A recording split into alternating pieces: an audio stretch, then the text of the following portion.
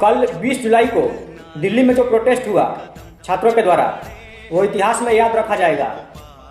BJP के अब तक के शासनकाल में ये सबसे बड़ा प्रोटेस्ट था।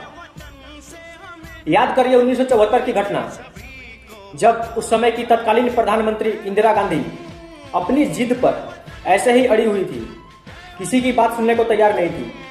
उस समय बिहार के जयप्रकाश नारायण ने पूरे देश में ऐसे ही एक आंदोलन का नेतृत्व किया, और जिसका परिणाम ये हुआ कि अगले इलेक्शन में कांग्रेस की सरकार ध्वस्त हो गई और पहली बार भारत में गैर कांग्रेसी सरकार बनी।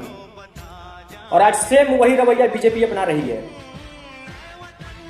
पिछले 7 सालों में 70-80 पेपर लीक हुए, सरकार की ओर से कोई अकाउंटेबिलिटी नहीं है, किसी की कोई जिम्मेदारी नहीं है।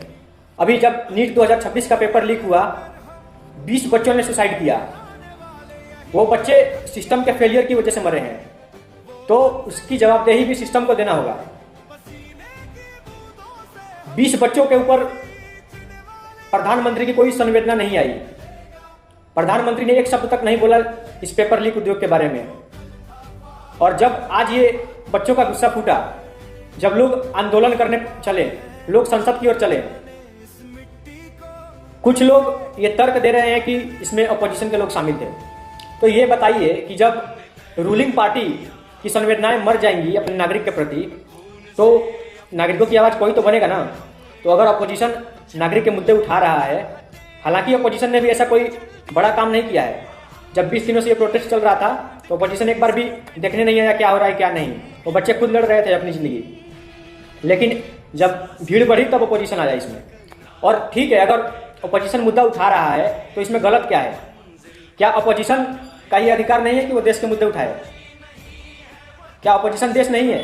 क्या रूलिंग पार्टी ही देश है?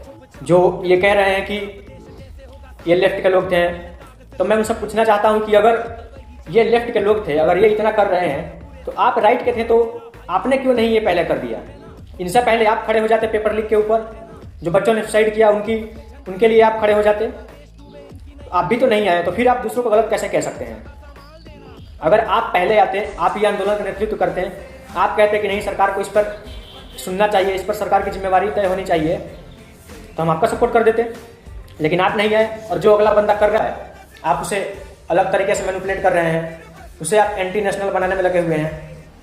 आप ये बताइए कि अगर सोनम वांगचुक 20 दिनों से हंगर स्ट्राइक पर हैं, तो क्या वो अपने लिए लड़ रहे हैं?